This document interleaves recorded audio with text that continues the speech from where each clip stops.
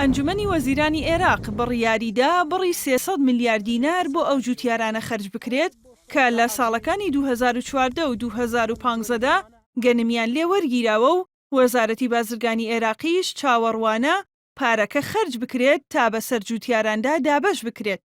پەرلەمانتارانی عێراق دەڵێن ڕێژەی لە 3% بۆ هەر پارێزگایەک تەرخان کراوە، بەڵام هێشتا نەگەیشتوەتە پارێزگاکان.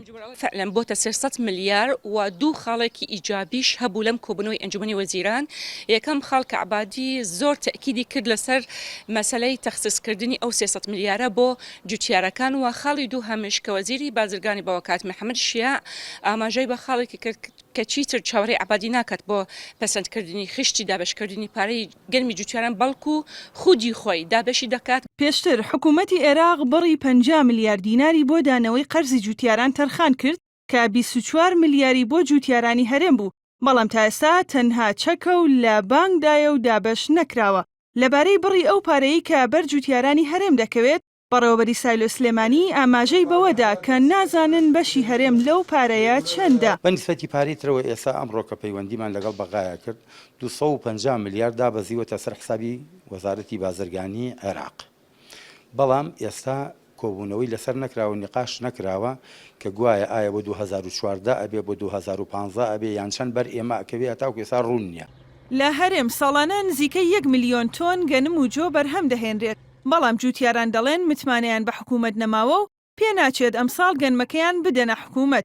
هۆکارەکەشی بۆ ئەوە دەگەڕێنەوە کە هێشتا پارەی گەنمی ساڵانی ڕابردوویان پێ نەدراوە. لە ڕاستیە هیچ سقەیەکمان نەماوە، ئەوە ئەم ساڵش گەنممان ناتە بەرەوە ناتوانانی بدەینە حکوومەت، لەبەرەوە پارەی 2 ساڵی ترمان لایەتی. چارەسەر ئەوەیە حەلێکمان بۆ بکەن، هیچ چارەسەرێتر نییە، بۆیە داواکارین بە زووترین کات حەلێ بکەن بۆم کێشەیە.